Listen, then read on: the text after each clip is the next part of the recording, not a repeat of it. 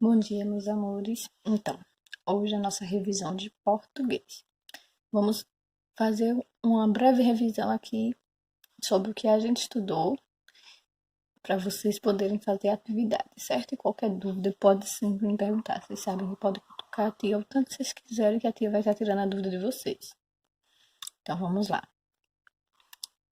Para português, a gente começou nossa unidade estudando o quê?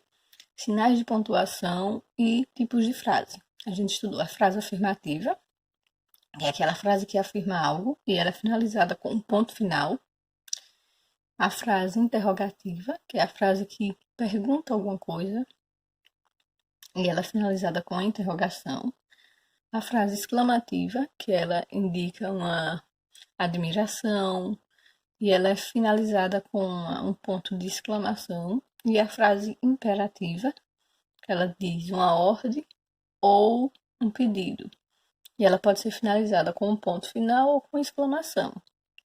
E a frase negativa, que ela nega algo. Essa frase negativa, ela pode ser interrogativa negativa, afirmativa negativa e imperativa negativa, certo? Depois disso, a gente estudou o quê? Então, nas classes gramaticais, começamos com o artigo. Que é o artigo? É a palavrinha que vem antes do substantivo. O artigo ele pode ser definido e indefinido. O definido é quem? É os artigos o, a, os e as, e o indefinido uma, uns e umas. Depois a gente entra na classe gramatical, que é quem? Substantivo. Substantivo é o quê? É aquela palavrinha que nomeia as coisas e os seres. Os substantivos, eles podem ser comum, que é o substantivo que vai nomear as coisas e os seres, como mesa, cama, gato, cachorro. Próprio, que ele nomeia uns seres específicos, que no caso inicia com letra maiúscula, que é no caso o nome de pessoa, nome de lugar, certo? Pode ter o substantivo simples, que ele é formado por uma única palavra, e o substantivo composto, que é formado por duas ou mais palavras. O substantivo composto ele pode ter hífen e pode não ter hífen. Exemplo: substantivo composto com hífen, guarda-roupa; sem hífen, girassol, certo?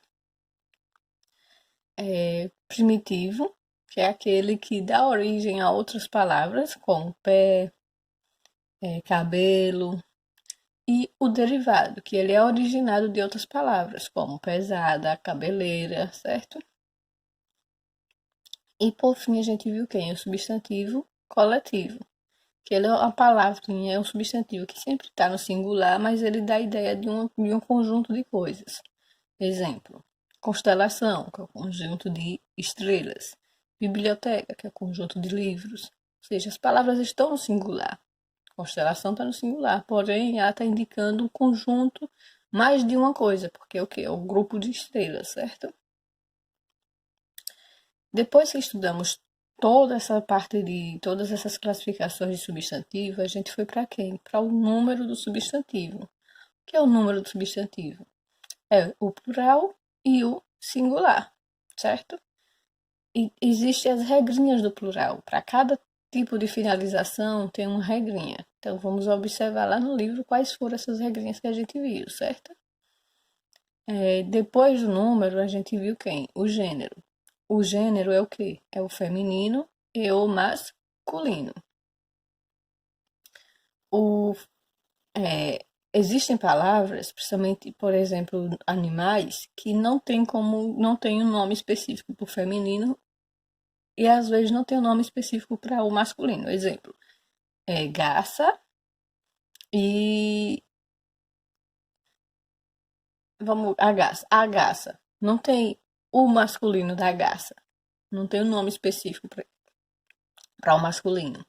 Então, quando isso ocorre, a gente chama de quê? De substantivo de epicênio. Ele é o quê? Ele é epicênio. Por quê? Porque ele necessita da palavrinha macho e fêmea para distinguir o qual é o gênero dele, certo? Então fica o quê? A garça macho, a garça fêmea, certo? Existe também aquelas palavrinhas como equilibrista, que ela é uma palavrinha única, mas para diferenciar o masculino e o feminino, a gente usa quem? O artigo, fica o equilibrista, a equilibrista.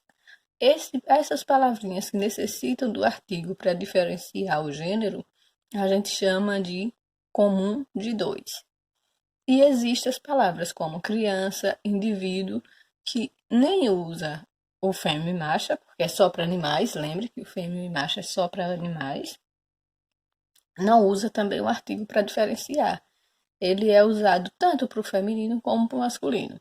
A criança, não existe o criança, é só a criança, independente se é um menino ou uma menina. O indivíduo, não existe a indivíduo, é o indivíduo, independente se é uma mulher, certo? Essas palavras elas são classificadas como sobrecomum, certo? Então, esse foi o assunto que estudamos para a segunda unidade. Estudamos também a parte de ortográfica, que foi o uso dos porquês. Porquê separado sem acento, usado no início ou meio de frases e de frases interrogativas, sempre frases interrogativas é uma pergunta. Porque junto sem acento é utilizado para respostas. Porque separado com acento é utilizado em frases interrogativas no final da frase. E o porquê junto com acento, ele é utilizado como substantivo. Então, ele vem sempre precedido, ou seja, antes dele vem sempre um artigo, certo? Vimos também mais duas uso do dicionário. Nesses a gente vai estudar o que? Os verbetes. Ah, tia, o que é verbete? São as palavrinhas que estão lá no dicionário. A gente vê como é que elas aparecem. Ela aparece no singular, no plural, se aparece no diminutivo, no aumentativo, certo? Ah, falando nisso, a gente viu gênero, número e faltou o quê? O grau, que é os substantivos também possuem grau, que é o grau aumentativo e o grau diminutivo. E na maioria das vezes o grau aumentativo ele é finalizado com ão e o diminutivo com inho. Mas existem algumas palavras que não usam essa regrinha do ão e do inho, certo? Então, por hoje é só. A atividade de hoje vai ser no livro de reforço, certo? Vou colocar na agenda do dia as páginas do livro do reforço que vamos fazer. E bons estudos. Lembre-se, vai parecer ser muita coisa, mas por que vai parecer ser muito exercício? Porque estamos revisando que a partir da semana que vem, a partir do dia 10, agora segunda, iniciaremos nossas avaliações. Então, segunda vai ser nossa avaliação de português. Ah, tia, na na atualização da semana tem português e redação.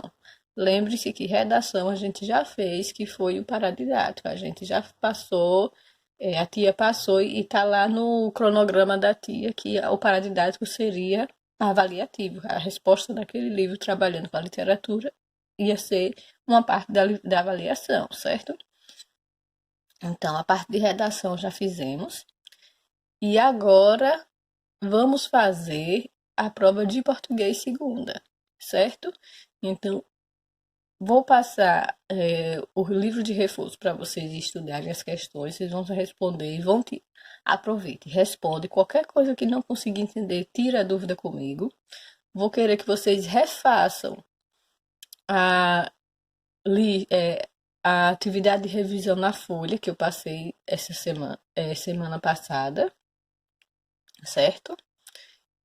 E estudem pelo livro de português e a gramática, certo? Tem lá no roteiro quais são os dados que tem que estudar.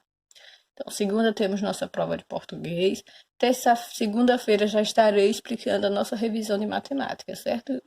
Não se esqueçam que a partir de segunda estaremos fazendo nossa provinha.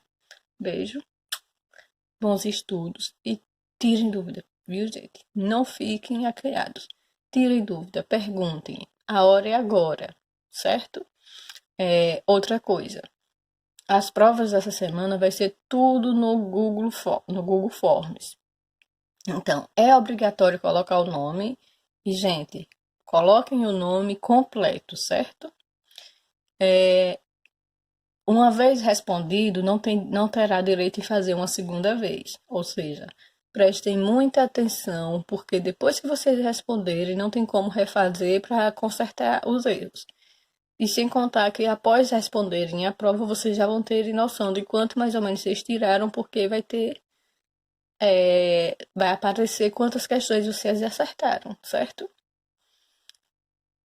Então, é só isso, viu? Vamos estudar e vamos mostrar que, mesmo com essa pandemia, a gente não desanima, não nos desanimamos. Estamos cada vez mais empenhados e vamos conseguir vencer esse ano letivo, certo? Super beijo. Até mais.